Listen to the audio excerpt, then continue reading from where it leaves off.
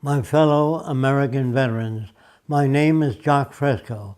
I served in the Army Air Force at Wright Field, Dayton, Ohio, from 1942 to 1944 in the Design Development Laboratories, where we worked on many different drawings of new aircraft. And I developed a new type of wing structure, and the Army patented that wing structure. I was greatly influenced by President Dwight D. Eisenhower, and he said that war settles nothing.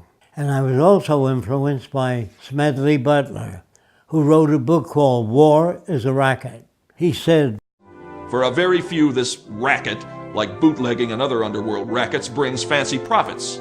But the cost of operations is always transferred to the people, who do not profit." And this is what bothers me. I think that when you draft people or you ask people to volunteer their service and offer their life for their country, that you ought to draft all the war industries so no one makes a profit out of war. This is the way I see it, but I don't see it as private gain. I believe World War II caused a lot of deaths among military people who really believed they were fighting a war that was plausible. And there was reason for joining the Army, to try to save our country. But I think that the propaganda that they received was so great that it made them want to serve in the Army. I feel that all the stories have not been told, and I think that Dwight D. Eisenhower plus Smedley Butler tried to tell us about war. So vicious was this war propaganda that even God was brought into it.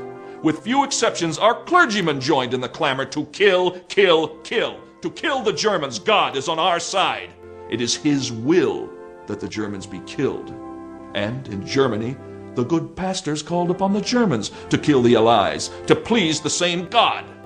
Beautiful ideals were painted for our boys who were sent out to die. Instead of a Pentagon in Washington, we ought to have a Pentagon of social engineers who try to bridge the difference between nations rather than develop killing machines. I'm very much against developing weapons of war. I'm very much against the murders of war.